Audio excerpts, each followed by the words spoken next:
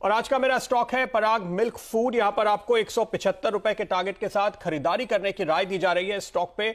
और ये स्टॉक अगर आप देखें तो काफी डीप करेक्शन के बाद अब आपको ऊपर आता हुआ दिखाई देगा। इस लिहाज से मुझे रिस्क रिवॉर्ड रेशियो काफी बेहतर नजर आते हैं, क्योंकि अपने 52 वीक हाई से इस वक्त ये स्टॉक करीब करीब अब भी 38% नीचे ट्रेड करता हुआ दिखाई दे रहा है।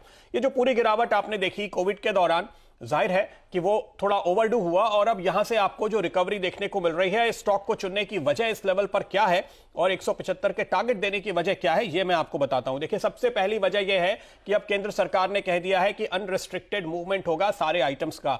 तो पिछले दिनों में जब रेस्ट्रिक्शंस चल रहे थे, थोड़ी बहुत लॉजिस्टिक्स में दिक्कतें थी। ये कंपनी जो हालांकि मोटे तौर पर अगर आप देखें तो इनका कामकाज एक तो महाराष्ट्र में है, दूसरे इनका कामकाज आंध्र प्रदेश में है जहां पे ये प्रोडक्शन करते हैं, तीसरा इनका कामकाज हरियाणा में है, लेकिन ऑल इंडिया इनका सप्लाई चेन का मूवमेंट है। तो उस पे जो भी थोड़ी बहुत अड़चने थी वो आपको दूर होती हुई नजर आएगी।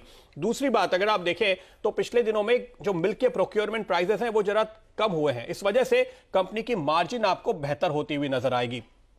तीसरी बात, चूंकि कोविड के दौरान सप्लाई में थोड़ी बहुत अड़चने थी, इसलिए इन्होंने अपनी कैपेसिटी थोड़ी कम कर दी थी। अब जो हाल में जानकारी मिल रही है और जो अपडेट निकल कर आ रहे हैं, जो एनालिस्ट इनको ट्रैक करते हैं, उनका कहना है कि प्रोडक्शन रैंप अप किया जा रहा है और आगे आने वाले महीनों में और भी आपको प्रोडक्शन बढ़ता हुआ नजर आएगा स्टॉक पे।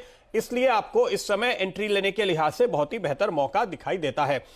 चौथी बात, कंपनी ने हाल के दिनों में जो एक्सपेंशन किया उसके तहत इन्होंने थोड़ा लेवरेज बढ़ाया, लेकिन इस वक्त जो ताजा रेटिंग एजेंसीज के और एनालिस्ट के रिपोर्ट है वो कह रहे हैं कि कंपनी काफी कंफर्टेबल है कैश फ्लो के लिहाज से और यहां पर आपको बिल्कुल भी घबराने की जरूरत नहीं है, इसलिए आपको यहां से एक तेजी देखने को मिलेगी। पांचवी बात, इस पूरे सेक्टर पे अगर आप नजर डालें तो जो ऑर्गेनाइज्ड प्लेयर है पराग मिल्क जैसे, वो अपना हिस्सा धीरे धीरे बढ़ाते जा रहे हैं, क्योंकि लोग इस समय ज्यादा से ज्यादा ब्रांडेड प्रोडक्ट्स कंज्यूम करना चाहते हैं बजाय इसके कि वो लूज प्रोडक्ट का इस्तेमाल करें, क्योंकि कोविड के चलते लोगों में काफी ज्यादा हाइजीन को लेकर उत्साह बना है। इस वजह से आप यहां पर आगे एक ग्रोथ आने की उम्मीद करेंगे। लेकिन इसके साथ साथ अगर आप देखें तो इस कंपनी के पास जो नेटवर्क है, 2 लाख किसान 29 जिलों में, जिस तरह से ये प्रीमियम मिल्क प्रोक्योर करने के लिए अपने चिलर्स और कूलर्स का इन्होंने नेटवर्क बनाया है, देखिए उसको रेप्लिकेट करना आसान नहीं है। इसलिए जिसको हम कहते हैं कि एक स्ट्रांग मोट है, एक स्ट्रांग बेस है, एक स्ट्रांग बिजनेस मॉडल है।